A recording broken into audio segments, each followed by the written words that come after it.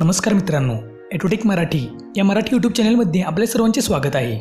मित्रांनो, या व्हिडिओमध्ये आपण आपल्या राज्यात येणाऱ्या नवीन इलेक्ट्रिक व्हेकल पॉलिसीबद्दल माहिती जाणून घेणार आहोत। ही नवीन इलेक्ट्रिक व्हेकल पॉलिसी काय असणार आहे, या इलेक्ट्रिक व्हेकल पॉलिसीमध्ये पहिल्या टप्प्यात कोणत्या शहरांचा समावेश सरकारने केला आहे, तसेच सरकारची इलेक्ट्रिक व्हेकल पॉलिसी कोणकोणते उद्दिष्ट ठेवते, तसेच सरकारची ही नवीन इलेक्ट्रिक व्हेकल पॉलिसी कशी आणि कधीपासून लागू होणार आहे, या संबंधी सर्व माहिती आपण या व्हिडिओमध्ये पाहणार आहोत। त्यासाठी व्हिडिओ शेवटपर्यंत पहा आणि व्हिडिओला लाईक तसेच चॅनेलला सबस्क्राईब करायला विसरू नका।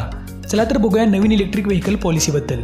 राज्य सरकार पुढील एका महिन्यात जुलै ऑगस्टपर्यंत इलेक्ट्रिक व्हेकल पॉलिसीला मंजुरी देऊ शकते। सरकारकडे याचा सुधारित मसुदा तयार आहे आणि कॅबिनेटकडून मंजुरी मिळाल्यानंतर सरकार ही पॉलिसी लागू करू शकते। दिवसेंदिवस वाहनधारकांची संख्या वाढत असून त्याच पटीत प्रदूषण देखील वाढत आहे। वाहनांमध्ये जाळल्या जाणाऱ्या पेट्रोल आणि डिझेल या वायूंमुळे वातावरणात सतत वायू उत्सर्जित केला जात आहे। या वाहनातून बाहेर पडणाऱ्या धुरामध्ये carbon dioxide, hydrogen, carbon monoxide, nitrogen oxide यामध्ये टिन पार्टिकल मॅटर या घातक घटकांचा समावेश असतो। हे घटक वातावरणात मिसळून मोठ्या प्रमाणात प्रदूषण करतात। हे प्रदूषण नियंत्रणात आणण्यासाठी देशात इलेक्ट्रिक व्हेकलला प्रोत्साहन दिलं जात आहे, ज्या अंतर्गत राज्य सरकारही वेगवेगळ्या इलेक्ट्रिक व्हेकल पॉलिसी लागू करत आहे।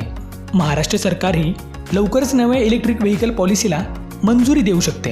राज्यात नवीन इलेक्ट्रिक पॉलिसी लागू झाल्यानंतर 5 शहरांवर याचा परिणाम होऊ शकतो, कारण ही पॉलिसी प्रथम 5 शहरात राबवली जाऊ शकते।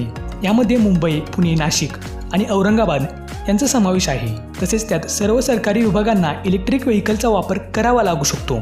2022मध्ये ही व्हेकल पॉलिसी केवळ 5 शहरांपुरतीच लागू होईल। त्यानंतर इतर शहरात हळूहळू या पॉलिसीला वाढवण्यात येईल। मॅन्युफॅक्चरिंग ऑफ इलेक्ट्रिक व्हेकलचे डीजी सोहिंद्र सिंग गिल यांनी महाराष्ट्र सरकारच्या नव्या इलेक्ट्रिक पॉलिसीचा ड्राफ्ट अतिशय उत्तम असल्याचं सांगितलं। सरकारने ही पॉलिसी लागू केल्यास 2025 पर्यंत आपली इलेक्ट्रिक वाहन वापरासंबंधी उद्दिष्ट साध्य केली जातील, असंही त्यांनी सांगितलं। यात सर्व सेगमेंटमध्ये इलेक्ट्रिक प्रोडक्शन वाढवण्याची गरज आहे, असे सिंह गिल यांचे म्हणणे आहे। तसेच 2025 पर्यंत 3 व्हीलर आणि 2 व्हीलर प्रकारात 25% लक्ष्य प्राप्त करण्याचे उद्दिष्ट सरकारचे आहे। तसंच सरकार तात्काळ मागणीला प्रोत्साहन देण्यासाठी कौशल्य सुविधेसाठी मर्यादित संख्येतील वाहनांना काही आर्थिक प्रोत्साहन देखील देऊ शकते। इलेक्ट्रिक वाहनांवर सबसिडी देऊन हे उद्दिष्ट साध्य करता येऊ शकते। या सर्व उद्दिष्टांमुळे पर्यावरणामध्ये समतोल राखता येईल आणि प्रदूषण कमी होऊन पर्यावरण आणि निसर्गाचे जतन होईल। तसेच पर्यावरणातील विविध प्राणी, पक्षी, वेगवेगळे कीटकांचे जतन होऊन त्यांच्या प्रजातीचे जतन होईल। या सर्व गोष्टी इलेक्ट्रिक व्हेकल पॉलिसीमुळे साध्य होतील, असे सरकारचे म्हणणे आहे। तर मित्रांनो, तुम्हाला काय वाटते? इलेक्ट्रिक व्हेकल पॉलिसीचा फायदा होईल की नाही, हे आम्हाला कॉमेंट बॉक्समध्ये नक्की कळवा। तसेच असेच इंटरेस्टिंग आणि इन्फॉर्मेटिव्ह व्हिडिओज पाहण्यासाठी आपल्या मराठमोळ्या ॲटोटेक मराठी या चॅनेलला सबस्क्राईब करायला विसरू नका। तर मित्रांनो, हाच होता आजचा व्हिडिओ।